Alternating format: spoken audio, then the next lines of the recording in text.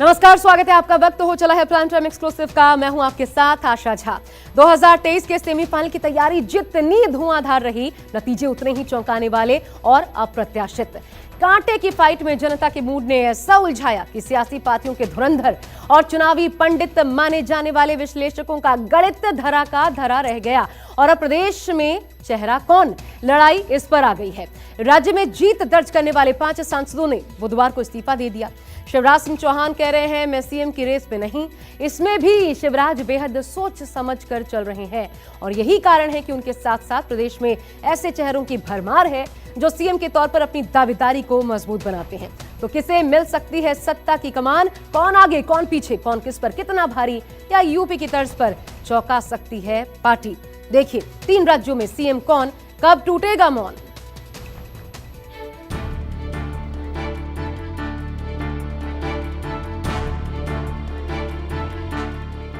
जब तक दिल्ली के दिल की बात जुबान पर नहीं आएगी, तब तक 3 राज्यों की कमान किसके हाथ में जाएगी, इस पर सस्पेंस बना रहेगा। 3 दिसंबर को नतीजे आए, लेकिन अभी तक फैसला नहीं हुआ कि राजस्थान, मध्य प्रदेश और छत्तीसगढ़ में सीएम कौन होगा। राज्यों से लेकर केंद्र तक बीजेपी में मंथन चल रहा है, लेकिन मुख्यमंत्री के नाम का ऐलान नहीं हो रहा है। मध्य प्रदेश को लेकर तो करीब करीब तय माना जा रहा है कि शिवराज सिंह सीएम पद पर बने रहेंगे, लेकिन बीजेपी के आलाकमान के सूत्रों से खबर बाहर आई। खबर ये कि 3 राज्यों में नए चेहरों पर मुहर लग सकती है। और तो और सांसदों के इस्तीफे ने संकेत देने शुरू कर दिए कि इनमें से किसी का भी नाम हो सकता है। बीजेपी ने एमपी में 7 सांसदों को मैदान में उतारा, जिनमें केंद्रीय मंत्री नरेंद्र सिंह तोमर भी शामिल हैं। वैसे तो मध्य प्रदेश में सीएम के लिए सबसे प्रबल दावेदार शिवराज सिंह चौहान ही अभी तक हैं, और वो क्यों, ये भी आपको बताते हैं। 18 साल से बीजेपी का प्रदेश में सबसे बड़ा चेहरा है। 17 सालों से मुख्यमंत्री हैं, सीएम की 4 पारी खेल चुके हैं, 5 बार के सांसद रह चुके हैं शिवराज सिंह। शिवराज की लाडली बहना योजना जीत में गेम चेंजर रही। माना जा रहा है कि शिवराज सरकार की ड्रीम योजना है। शिवराज का अनुभव और ओबीसी से आना इनकी दावेदारी मजबूत करता है। साइलेंट वोटर महिलाओं के बीच शिवराज सिंह चौहान की मजबूत पकड़ है।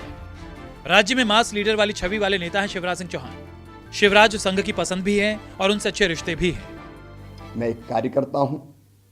पार्टी ने जब जो काम दिया, उस काम को पूरी प्रामाणिकता, ईमानदारी और जितना मुझ में सामर्थ्य था, उस सामर्थ्य को झोंक के मैंने वो काम पूरा करने का प्रयास किया है।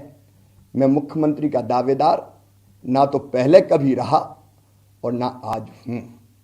मैं एक कार्यकर्ता के नाते सदैव भारतीय जनता पार्टी मुझे जो भी काम देगी, उस काम को समर्पित भाव से, अपनी संपूर्ण शक्ति, क्षमता और प्रामाणिकता, ईमानदारी से सदैव करता रहूंगा।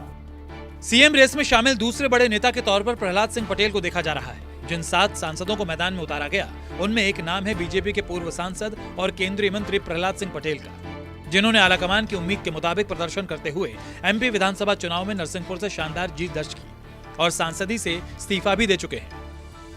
अपनी पार्टी का हृदय से धन्यवाद करता हूं। माननीय राष्ट्रीय अध्यक्ष नड्डा जी से मिलने के बाद हमने प्रधानमंत्री जी से आशीर्वाद लिया और लोकसभा से त्यागपत्र माननीय अध्यक्ष जी को दिया है।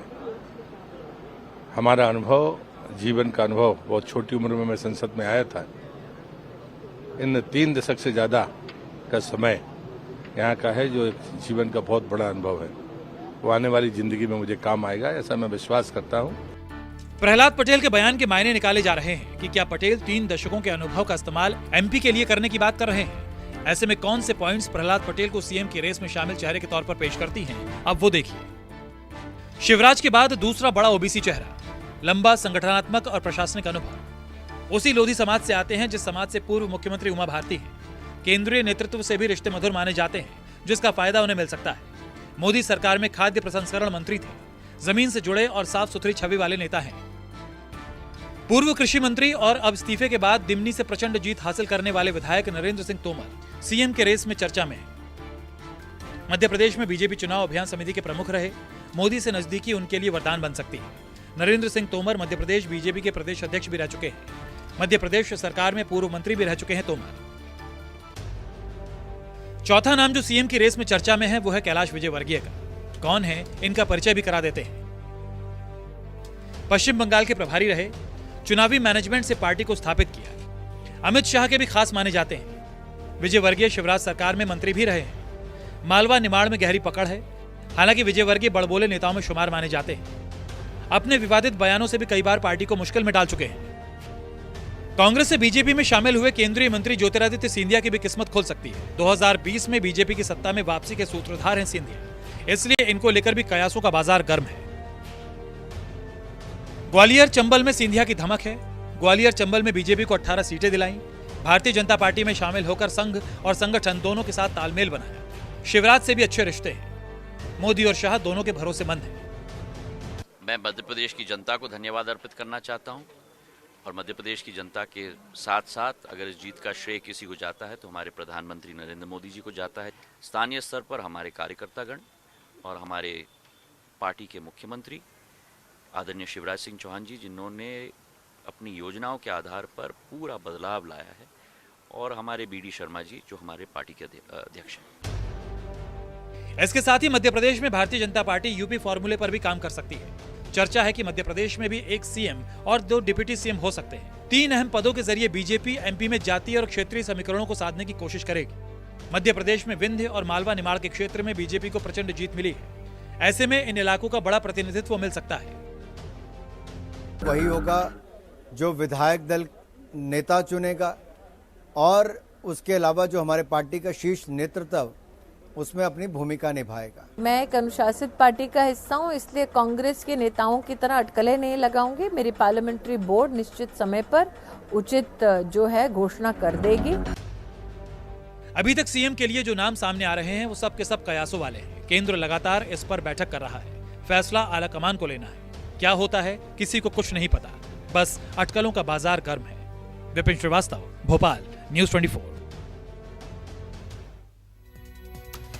इधर सीएम चेहरे को लेकर राजस्थान में भी पेंच फंसा हुआ है। वसुंधरा राजे सिंधिया के घर विधायकों की परेड शक्ति प्रदर्शन के तौर पर देखी जा रही है, जबकि बाबा बालक नाथ से लेकर दिया कुमारी तक पर दांव लग रहे हैं। लेकिन सत्ता की चाबी किसके हाथ लगेगी? वसुंधरा का दांव पेच राजस्थान का राज किसे दिलाएगा? देखिए राजस्थान में कौन बनेगा मुख्यमंत्री।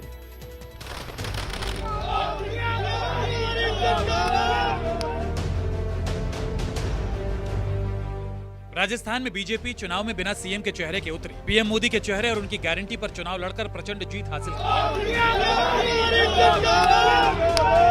नतीजों के बाद यहां भी सीएम कौन होगा सवाल बना हुआ है। अब खबर आई है कि केंद्र सोच रहा है कि यहां भी कोई नया चेहरा होगा, तो सीएम का सस्पेंस और गहरा हो गया। वैसे यहां कई चेहरे हैं जिसकी चर्चा हो रही है, लेकिन मोदी के मन में क्या है ऐलान के बाद ही पता चलेगा। आपको बता दें कि इस बार बीजेपी ने राजस्थान में 7 सांसदों को मैदान में उतारा था। कयास लगाए जा रहे हैं कि इन सांसदों में भी कोई आलाकमान की पसंद हो सकता है। जो सांसद जीते हैं उन्होंने अपनी सांसदी से इस्तीफा दे दिया है। पहले बताते हैं कि राजस्थान में बीजेपी ने किन सांसदों को मैदान में उतारा। बाबा बालकनाथ, दिया कुमारी, राज्यवर्धन राठौर, किरोड़ी लाल मीणा, भागीरथ चौधरी, देवजी पटेल, नरेंद्र कुमार खीचड़। इन 7 सांसदों में 3 चुनाव हार गए हैं, 4 सांसद चुनाव जीत गए हैं। हो सकता है इनमें से कोई सीएम हो जाए। जीते हुए सांसदों में बाबा बालकनाथ भी हैं। सीएम के लिए इनके नाम की भी चर्चा हो रही है, और क्यों हो रही है, ये कौन है, ये भी आपको बताते हैं।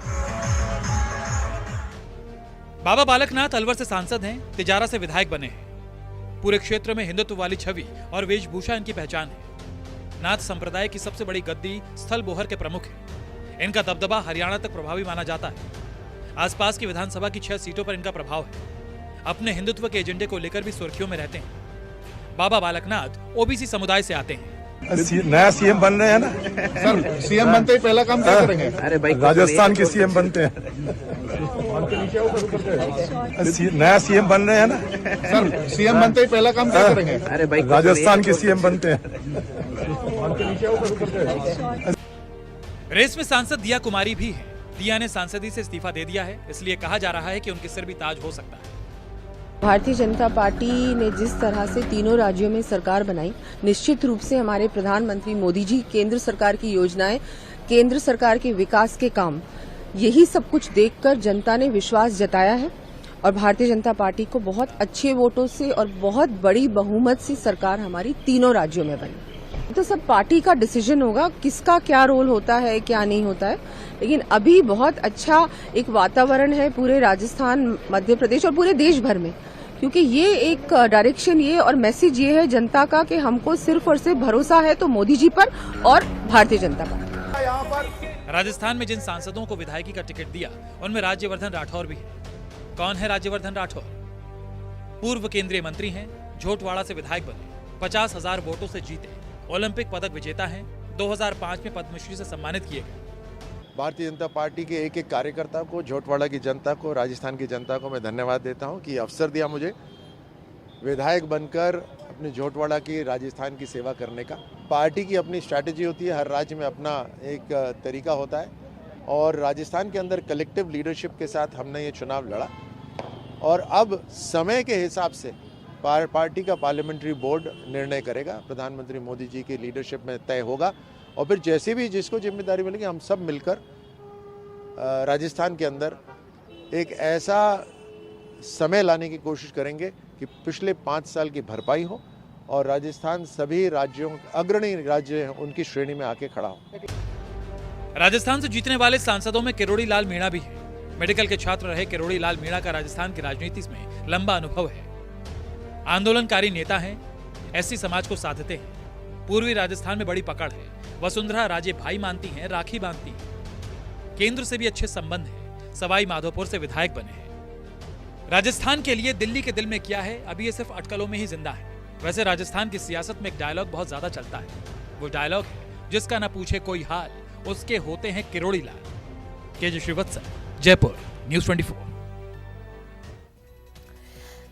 तो राजस्थान में अगर वसुंधरा राजे के हाथ से सत्ता गई और दिया कुमारी को छोड़ किसी और चेहरे पर पार्टी ने दांव खेला तो सवाल सिर्फ एक राजघराने का नहीं बल्कि महिला विरोध के मुद्दे तक पर बीजेपी घिर सकती है। तो इसकी भरपाई क्या छत्तीसगढ़ से होगी? और क्या यही कारण है कि छत्तीसगढ़ में रेणुका सिंह का नाम बतौर सीएम सुर्खियों में है? क्या छत्तीसगढ़ को पहली आदिवासी महिला सीएम मिलने जा रही है या रेस में शामिल दूसरे नामों में से कोई और बाजी मार ले जाएगा? देखिए छत्तीसगढ़ का सीएम कौन?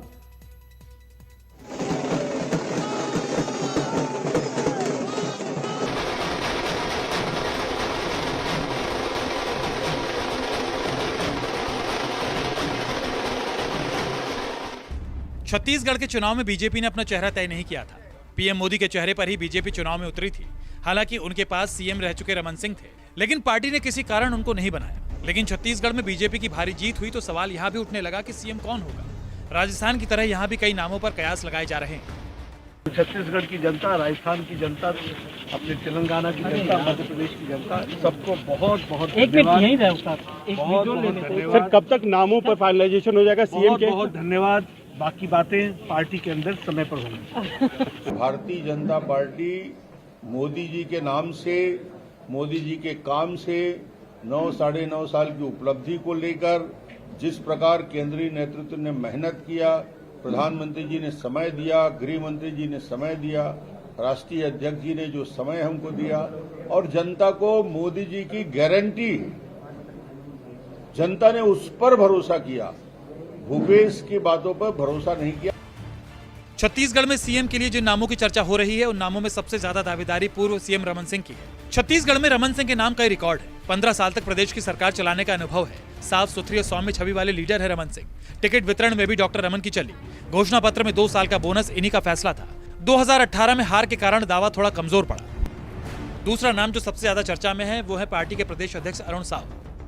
अरुण साव पार्टी के प्रदेश अध्यक्ष हैं। ओबीसी वर्ग से आते हैं। सीएम बनने की संभावना को देखते हुए बहुसंख्यक साहू समाज ने बीजेपी के पक्ष में वोट किया। लोकसभा चुनाव में साहू समाज का समर्थन पाने के लिए अरुण साव एक अच्छे विकल्प है। साफ सुथरी और सौम्य छवि भी है, लेकिन पहली बार विधायक बने हैं। प्रशासनिक अनुभव की कमी उनके रास्ते में बाधा बन सकती है।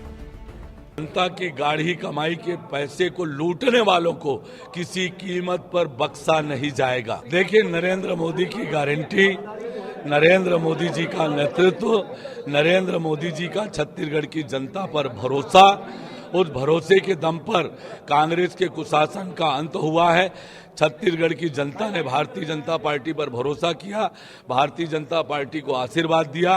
मैं छत्तीसगढ़ की जनता का आभार व्यक्त करता हूं। भारतीय जनता पार्टी के लाखों लाख कार्यकर्ता जिन्होंने जी जान से मेहनत करके ये ऐतिहासिक जीत दिलाई है, उन कार्यकर्ताओं को भी मैं धन्यवाद देता हूं, उनका भी आभार व्यक्त करता हूं। चूंकि पार्टी की जीत में आदिवासी वोट का भी बड़ा रोल है, इसलिए बीजेपी के लिए आदिवासी चेहरा रामविचार नेताम भी हैं।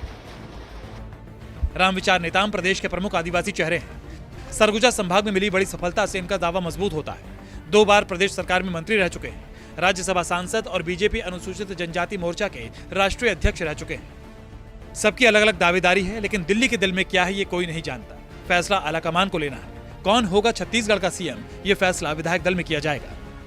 Bureau report, news 24।